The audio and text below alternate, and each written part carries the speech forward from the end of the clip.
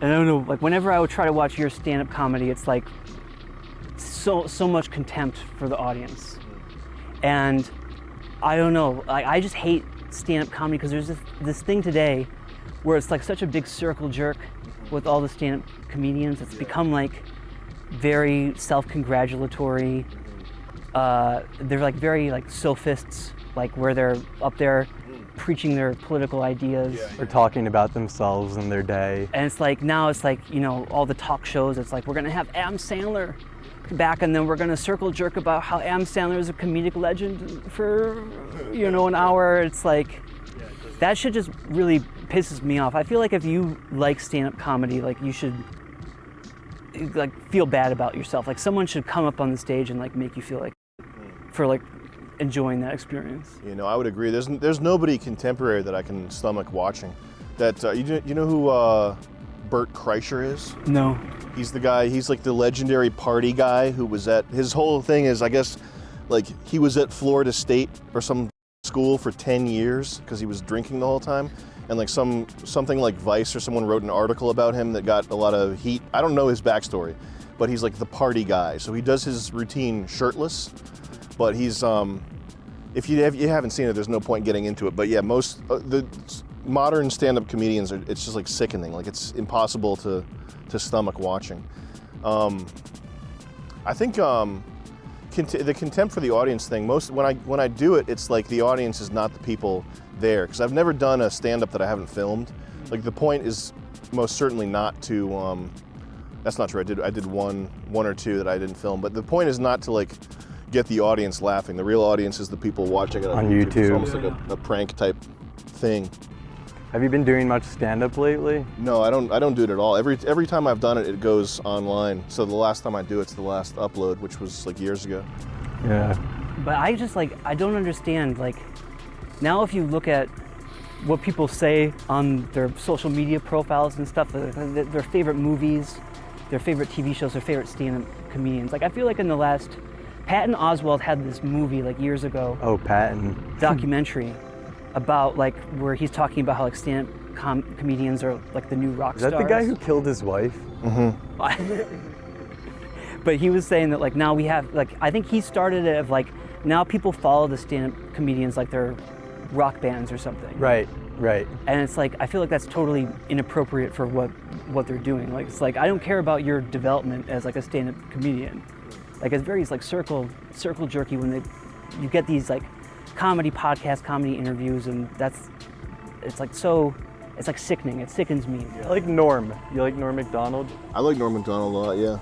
He's probably the like last of his kind, because I don't think even what he's doing, like when he does an appearance or something, it's like almost like commentary on the situation. Like he's not really performing.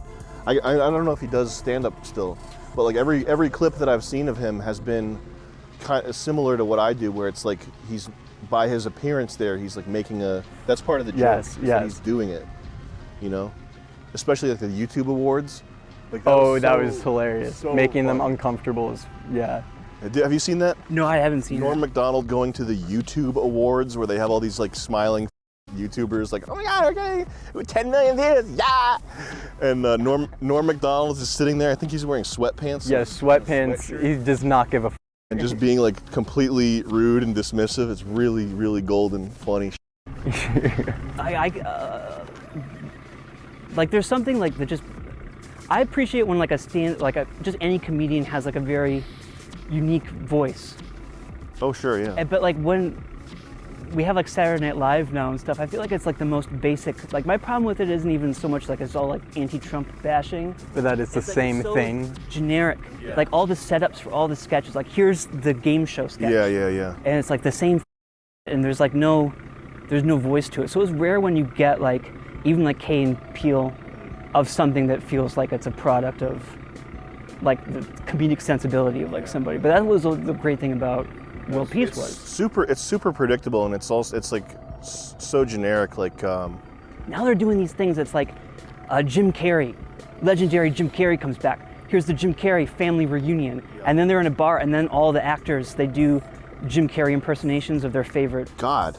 And the terrible impersonations, and then Jim Carrey just looks like miserable. What a freak show. It's like, that whole like culture of the late night hosts Saturday Night Live, it's so incestuous. Yeah.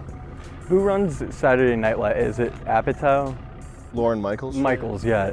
Why are we getting Sam Hyde on Saturday Night Live? Well, that's what I was just gonna say. Is that you would never? I would assume that you would not want to be on SNL or anything. I would love to be on SNL. But I've heard you talk because I'm a big Kyle fan. Yeah. And so I heard you talk about Kyle and how you feel that it seems like Lorne Michaels pretty much bought him and then put him on the bench. Yeah.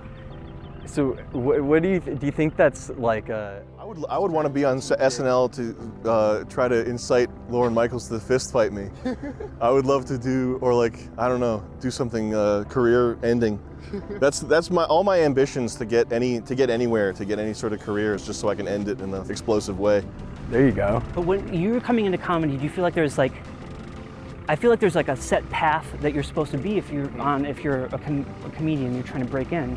It's you gotta do the Second City, you gotta do the SNL, and it's a very rigid sort of thing to success, but for you it's going it all by yourself, making your own path. Yeah. I never banked on, Adult Swim was Nick's thing, and Nick did all that work to get us that show. The negotiating and stuff. Yeah. And that's why I'm every day I'm super thankful that Nick is not pissed at me for basically bombing, because he did all that, talking to executives, all that bullshit. But I knew from since I was 22, since I did the $1 Million Extreme, the first one, which was my thesis project at RISD, I knew that some semblance of success could be had by going an indie route, and that's what I've always been focused on.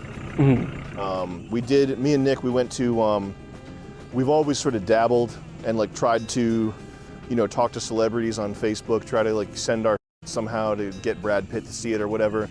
Once in a while, once a week, we'd be all right, let's send it to, we got to send a tape to Judd Apatow. That's the thing we would do. But I knew that what I ultimately wanted to do would probably be too hot for TV.